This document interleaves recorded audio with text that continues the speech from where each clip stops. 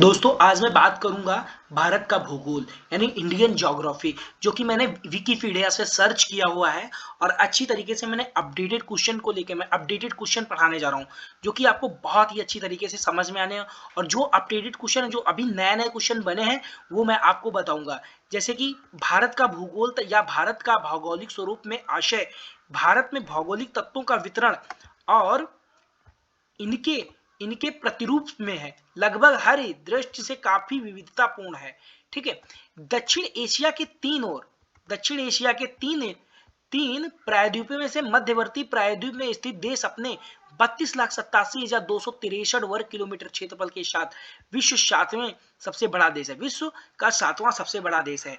जो भारत है 32,87,263 वर्ग किलोमीटर का क्षेत्रफल है और विश्व का क्षेत्रफल के अकॉर्डिंग अगर देखा जाए तो सातवां सबसे बड़ा देश है। इसका क्वेश्चन राइट डाउन करते जाइए आप। साथ ही लगभग 1.4 अरब जनसंख्या के साथ यह पूरे विश्व में प्रथम स्थान पर सबसे अधिक जनसंख्या वाला देश है। देखो दोस्तों, अभी तक क्या था कि भारत जो था दूसरे स्थान पे था जनसंख्या के अकॉर्डिंग अगर देखा जाए, और देखो ये अपडेटेड क्वेश्चन है। 1.4 अरब जनसंख्या के साथ पूरे विश्व में प्रथम स्थान पर सबसे अधिक जनसंख्या वाला देश हो गया है भारत। अभी जनगणना नहीं हुई है, लेकिन अनुमानन बताया जा रहा है कि यह एक पहले स्थान पर जनसंख्या के अकॉर्डिंग भारत हमारा आ चुका है। अगर अब हम बात करते हैं स्थिति, भारत की भौगोलिक संरचना या स्थिति के बारे में हम आपको बताते हैं। भारत की भौगोलिक संरचना में लगभग सभी प्रकार के स्थल रूप पाए जाते हैं। ठीक है। भारत में हमारे हर प्रकार के स्थल रूप पाए जाते हैं। पहाड़, पठार, नदियां, हर एक चीज पाई जाती है। आप इनको राइट डाउन नोट करते जाइए। भारत का भौगोलिक और भारत का भौगोलिक संरचना आप हेडिंग डालते जाइए और अच्छी तरीके से नोट प्रॉपर बनाइए, जो कि आपके हर एक अकॉर्डिंग, हर एक एग्जाम को अकॉर्डिंग आपको बहुत अच्छे तरीके से समझ में आने वाला है। और एक और इसके उत्तर में विशाल हिमालय पर्वतमाला। ठीक है। विशाल हिमालय पर्वतमालाएं हैं। हिमालय पर्वतमालाएं हैं जो कि उत्तर में है। ठीक है। इसके उत्तर में ये देखिए, कर्सर यहाँ पे देख लीजिए, यहाँ पे हिमालय ये वाली है और उत्तर मालाएं हैं। ठीक है।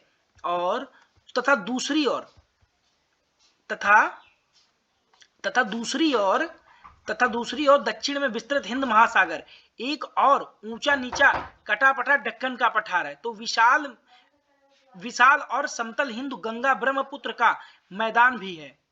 थार के विस्तृत मरुस्थल में से जहां विविध मरुस्थल स्थल रूप पाए जाते हैं, तो दूसरी ओर समुद्री तटीय भाग भी हैं। ठीक है। समुद्री तटीय भाग भी हैं। इसके कर्क रेखा, देखो कर्क रेखा जो है इसके कहां से निकलती है?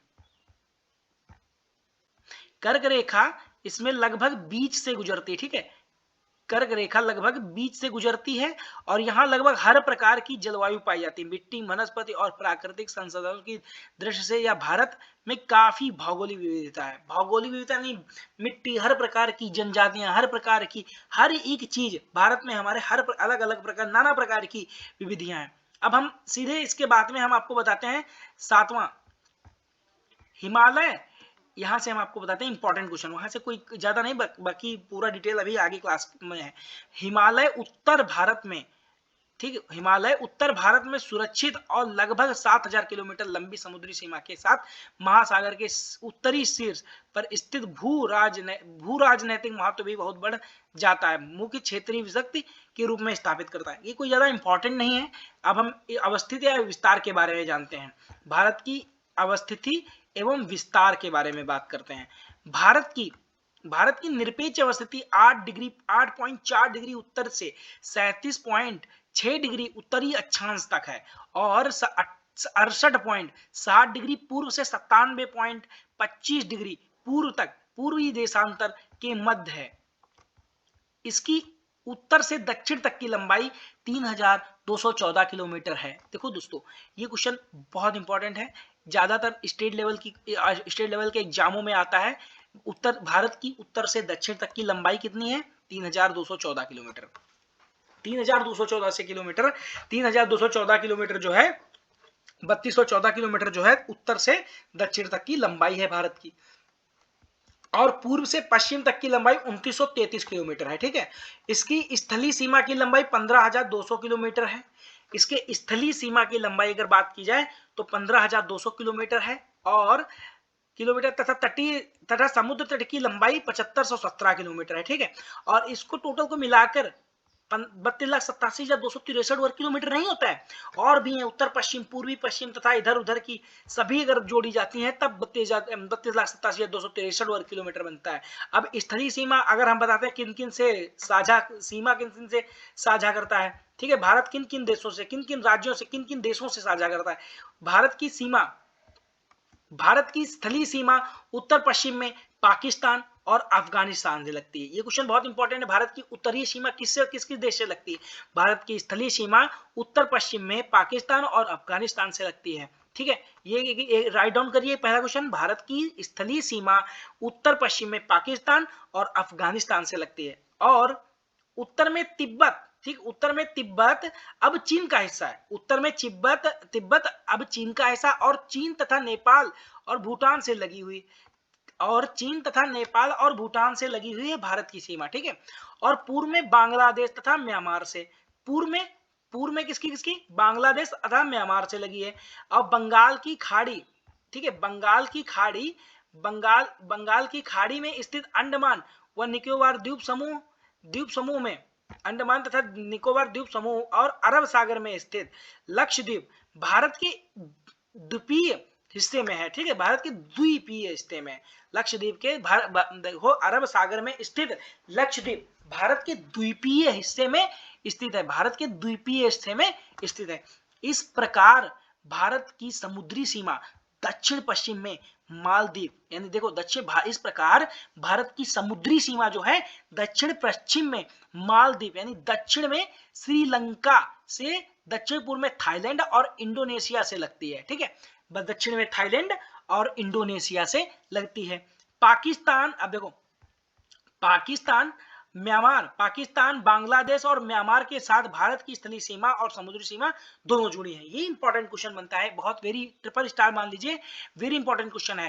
पाकिस्तान बांग्लादेश, ठीक है, पाकिस्तान बांग्लादेश और म्यांमार के साथ भारत की स्थलीय सीमा और समुद्री सीमा दोनों जुड़ी हैं। ऐसा यह है कि भारत की समुद्री सीमा और स्थलीय सीमा, देखो भारत के साथ कौन कौन से राज्यों की सीमा, समुद्री सीमा और स्थलीय सीमा किन किन राज्यों से जुड़ी है? बांग्लादेश और म्यांमार के साथ ही केवल जुड़ी है, जिससे बांग्लादेश, म्यांमार और पाकिस्तान से ही जुड़ी है, ठीक है। अब देखो अब हम बात करते हैं बिंदुओं की, कौन से बिंदु कहां पे हैं, ठीक है। अब हम दिखाते हैं भारत का सबसे उत्तरी बिंदु इंदिरा कॉल और दक्षिणी बिंदु इंदिरा पॉइंट है, ठीक है। उत्तरी बिंदु अगर ये वाला जो उत्तर का इलाका है, जो उत्तर यानी जम्मू एंड कश्मीर का साइड है, सबसे उत्तरी भाग है, इसे इंदिरा कॉल कहते हैं। और श्रीलंका के साइड वाला जो भाग है उसे इंदिरा पॉइंट कहते हैं, यानी दक्षिणतम बिंदु इंदिरा पॉइंट है। इसे पिगमिलियन पॉइंट भी कहते हैं अगर देखा जाए। तथा इसमें पूर्वी बिंदु किबितु इसका, तथा सबसे पूर्वी बिंदु, अगर हम पूर्वी बिंदु की बात करते हैं किबितु, और सबसे पश्चिमी बिंदु सिक्किम गुजरात है, ठीक है। इसका, ठीक है, सिक्किम गुजरात है। मुख्य भूमिका सबसे दक्षिणी बिंदु, मुख्य भूमिका अगर देखा जाए टोटल भूमिका सबसे दक्षिणी बिंदु कन्याकुमारी, यानी कश्मीर से लेकर कन्याकुमारी, कश्मीर जम्मू कश्मीर और इधर सीधे इसके डायरेक्ट उत्तर में दक्षिण में चलते चले आइए कन्याकुमारी, कैप कैमोरिन जिसे कहते हैं, ठीक है। और उसके बाद में उत्तरतम बिंदु इंदिरा काल का नामकरण इसके खोजी गूगल वर्मैन, ठीक है, गूगल वर्मैन ने 1112 में भारतीय देवी लक्ष्मी के नाम इंदिरा के आधार पर किया। इसका इंदिरा गांधी से कोई संबंध नहीं है, ठीक है। इसका साफ साफ लिखा है कि 1112 ईस्वी में भारतीय देवी लक्ष्मी के नाम, ठीक है, भारतीय देवी लक्ष्मी के नाम इंदिरा के आधार पर किया गया, और इसका कोई कारण संबंध इंदिरा गांधी से नहीं है, ठीक है। ये बात बहुत इंपॉर्टेंट है, याद रखना।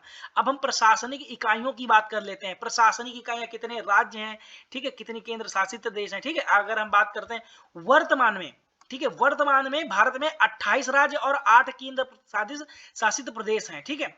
अब अगर हम बात करते हैं वर्तमान में 28 राज्य और 8 केंद्र शासित प्रदेश हैं, ठीक है। प्रदेशों में बांटा गया है। राज्यों की चुनी हुई स्वतंत्र सरकारें हैं, राज्यों की चुनी हुई स्वतंत्र सरकारें हैं, जबकि केंद्र शासित प्रदेशों पर केंद्र सरकार द्वारा नियुक्त प्रबंधन शासन करता है। केंद्र शासित प्रदेशों पर केंद्र का पूरा दायित्व बनता है कि वहां पे कौन शासन करेगा, कौन नहीं शासन करेगा। हालांकि पुडुचेरी और दिल्ली की लोकतांत्रिक सरकार भी है। देखो दिल्ली और पुडुचेरी जो है इसकी लोकतांत्रिक सरकार है, लोगों को द्वारा चुनी गई सरकार है, लोकतंत्र, वहां पे लोकतंत्र है, वहां पे तानाशाही नहीं, लोकतंत्र है, ठीक है। और अटलांटिका में दक्षिण गंगोत्री और मैत्री पर भी भारत के वैज्ञानिक स्थित हैं, ठीक है। अटलांटिका में दक्षिण गंगोत्री और मैत्री पर भी भारत के वैज्ञानिक स्थल हैं, ठीक है, वैज्ञानिक स्थल हैं। यद्यपि अभी कोई वनस्पति स्थापित नहीं किया गया, अधिपत्य नहीं स्थापित किया गया। अब राज्यों के नाम अगर हम देख लेते हैं, अरुणाचल प्रदेश, अरुणाचल पर कितने हमारे राज्य हैं, अरुणाचल प्रदेश है, असम है, उत्तर प्रदेश, उत्तराखंड, उड़ीसा, आंध्र प्रदेश, कर्नाटक, केरल, गोवा, गुजरात, छत्तीसगढ़, झारखंड, तमिलनाडु, तेलंगाना, त्रिपुरा, ठीक है, नागालैंड की कोहिमा, पश्चिम बंगाल, पंजाब, बिहार, मणिपुर, मध्य प्रदेश, महाराष्ट्र, मिजोरम, मेघालय, राजस्थान, सिक्किम, हरियाणा, ये सब हमारे राज्य हैं, सब लिख लीजिए। हिमाचल प्रदेश, हरियाणा और हिमाचल प्रदेश। अब केंद्र शासित प्रदेशों की अगर हम बात करते हैं, केंद्र शासित प्रदेशों की अगर हम बात करते हैं, केंद्र शासित प्रदेश कौन कौन से हैं हमारे केंद्र शासित प्रदेश हैं? सबसे पहला अंडमान व निकोबार द्वीप समूह, पोर्ट ब्लेयर जिसकी राजधानी है। चंडीगढ़ की चंडीगढ़ है, दादर और नागर हवेली तथा दमन द्वीप है, ठीक है। पुडुचेरी की पुडुचेरी, लक्षद्वीप की कावारती है, दिल्ली, नई दिल्ली, जम्मू कश्मीर, श्रीनगर, जम्मू और लद्दाख की लेह। चंडीगढ़ एक ऐसा केंद्र शासित प्रदेश और पंजाब और हरियाणा दोनों राज्यों की राजधानी है। चंडीगढ़ एक ऐसा मात्र राज्य है जो पंजाब और हरियाणा दोनों राज्यों की राजधानी है, ठीक है।